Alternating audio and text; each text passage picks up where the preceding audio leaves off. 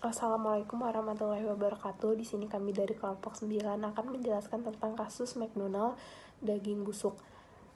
Sebelumnya saya perkenalkan diri dulu. Nama saya Ikvin Haul Hakikah, NIM 2019-043. Langsung aja, pada hari Senin 21 Juli 2014, stasiun televisi Shanghai melaporkan adanya pemasok yang menjual daging sapi dan ayam yang telah busuk. Pemasok itu adalah Husi Food, perusahaan di bawah kelompok OSI, berkantor pusat di Illinois, Amerika Serikat. Masalah daging oplosan di Tiongkok menyebar dengan cepat.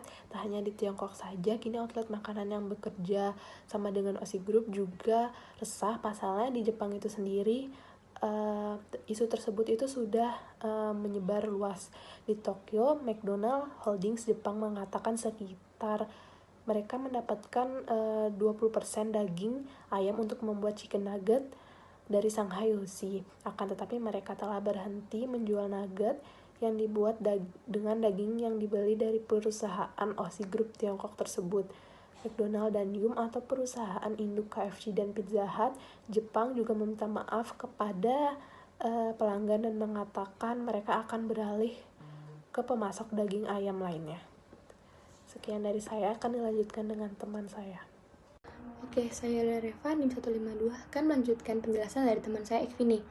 Dari latar belakang yang kedua, masalah tersebut terungkap setelah sebuah stasiun televisi pada hari Minggu memperlihatkan seorang pegawai di Husi Food, Shanghai mengambil daging kadaluarsa, memungut daging dari lantai dan mencampurnya.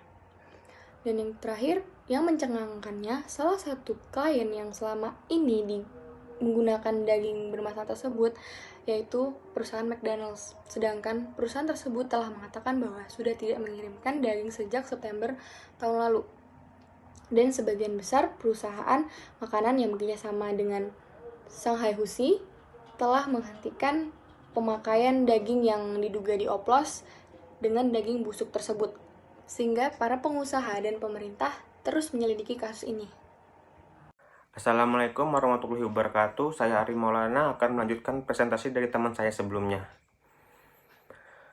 Kedua adalah permasalahan. Skandal daging busuk sudah menyebar hingga ke McDonald's Jepang. Mereka mendapatkan 20% daging ayam untuk membuat chicken nugget dari perusahaan tersebut.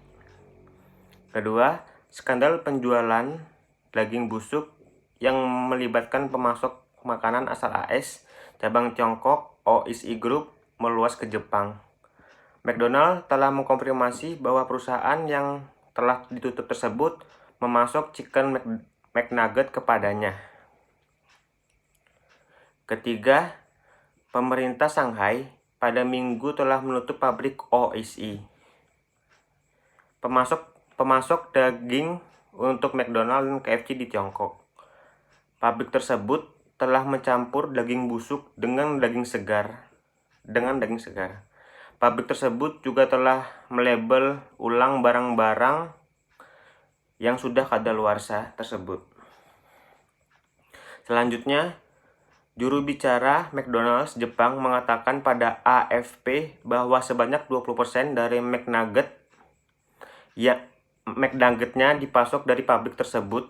McDonald's Jepang juga telah menghentikan penjualan produk tersebut.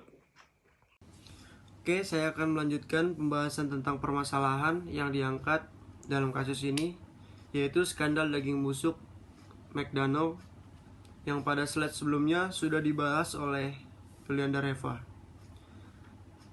Ada 3 poin permasalahan yang akan saya tambahkan pada slide ini. Yang pertama adalah perusahaan besar seperti McDonald tidak teliti soal bahan makanan. Seharusnya restoran cepat saji yang notabene-nya merupakan restoran internasional dan merupakan suatu perusahaan yang besar, itu memiliki tim QC atau quality control untuk mengontrol bahan-bahan makanan yang akan diolah dan disajikan kepada customer. Sebelum menerima bahan-bahan makanan, seharusnya tim quality control ini melakukan cross check dan juga memastikan bahwa bahan-bahan makanan yang akan disuplai merupakan bahan-bahan makanan yang masih fresh atau yang masih segar. sehingga dapat meminimalisir kejadian-kejadian yang dapat merugikan restoran tersebut, seperti kasus skandal daging busuk yang kita bahas saat ini. Dan juga karyawan yang bekerja seharusnya dapat memahami jika menemukan daging yang diolah tersebut tampak tidak fresh dan juga sudah berbau busuk. Seharusnya karyawan melaporkan hal tersebut kepada atasan dan tidak melanjutkan pengolahan bahan makanan tersebut, apalagi sampai memberikan dan disajikan kepada customer. Yang kedua, minimnya pengawasan dan perhatian dari pemerintah dan juga lemahnya hukum di sana. Seharusnya pemerintah di sana memiliki perhatian lebih kepada restoran-restoran yang ada. Bukan hanya kepada McDonald's saja, tetapi seluruh restoran yang ada di sana yang melakukan servis atau penyajian kepada customer atau masyarakat. Pemerintah itu harus lebih memperhatikan bahan makanan dari segi kualitas dan juga dari kesehatan, agar masyarakatnya akan berdampak baik juga pada masyarakatnya, sehingga supplier-supplier yang nakal seperti pada kasus ini dapat diminimalisir juga. Selain itu, pemerintah juga harus turun tangan dan melihat langsung bagaimana cara sebuah restoran mengolah bahan makanan. Jadi ketika tidak sesuai dengan peraturan atau ada hal yang tidak sesuai dengan peraturan yang ada di sana, pemerintah dapat menindaklanjuti hal-hal tersebut. Yang ketiga, Tiongkok selama ini dikenal dengan banyak skandal kesehatan makanan karena minimnya pengawasan dan peraturan dari pemerintahnya. Seperti yang kita ketahui sendiri, memang Tiongkok dikenal dengan makanan-makanan ekstrim yang katanya dapat memberikan manfaat pada kesehatan. Tetapi kenyataannya belum tentu seperti itu. Seharusnya pemerintah di sana membuat peraturan yang mengawasi masyarakat dan juga penjualnya dalam mengkonsumsi dan menjual makanan-makanan yang ekstrim yang tidak diketahui gizi dan kualitas kesehatannya, sehingga kasus-kasus kesehatan makanan yang ada di sana dapat dijaga dengan baik. Seperti yang kita ketahui, pandemi yang terjadi saat ini juga berasal dari Tiongkok, dikarenakan masyarakat di sana yang mengkonsumsi sup kelelawar yang diduga terkontaminasi oleh virus COVID-19. Mungkin itu saja penjelasan dari saya. Lanjut slide berikutnya. Terima kasih. Selanjutnya ada beberapa dampak yang ditimbulkan dari skandal daging busuk tersebut. Yang pertama ada krisis kepercayaan konsumen untuk membeli makanan karena takut masih ada daging busuk yang ikut terolah menjadi makanan. Tentu saja banyak dari konsumen yang memiliki keraguan untuk kembali membeli makanan tersebut dikarenakan banyak skandal yang sudah mengatakan kalau mereka memakai daging busuk. Yang kedua ada sejumlah gerai McDonald di Beijing dan Shanghai meniadakan beberapa menu seperti burger setelah muncul skandal daging busuk tersebut. Yang ketiga, ada 3.000 gerai McDonald di Jepang yang telah berhenti menjual produk yang menunya ada ayam. Solusi yang dapat dilakukan untuk mengembalikan kepercayaan konsumen adalah yang pertama, meminta maaf kepada pelanggan di Tiongkok dan akan bertanggung jawab serta mengambil langkah-langkah untuk memastikan kejadian seperti ini tidak akan terulang lagi di masa yang akan datang.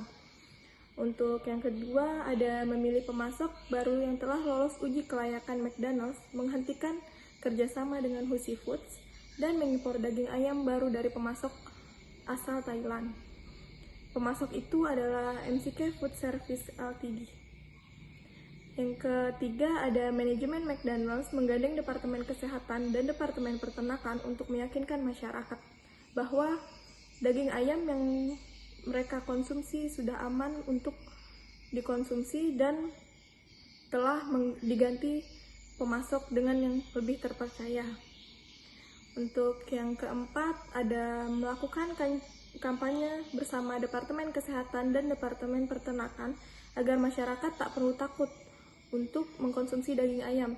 Jadi agar mereka lebih percaya lagi dan lebih tidak takut, McDonald's telah bekerja sama dengan Departemen Kesehatan dan Departemen Peternakan. Selain itu, pihak McDonald's juga mencantumkan logo aman dikonsumsi bagi setiap produknya, dan logo tersebut diperoleh bersama dengan kampanye. Oke, next. Untuk poin yang kelima, yaitu memproduksi iklan yang menampilkan bagaimana cara McDonald memproses ayam-ayam mereka hingga layak dan aman untuk dikonsumsi oleh masyarakat. Untuk poin yang keenam, yaitu di setiap outlet McDonald diletakkan banner yang menginformasikan bahwa produk McDonald selalu diproses dengan cara yang aman. Untuk poin yang ketujuh, yaitu memperbanyak menu paket murah sehingga dapat menarik minat konsumen. Salah satunya adalah produk goceng dan McDonald Attack yang berlaku pada jam-jam tertentu.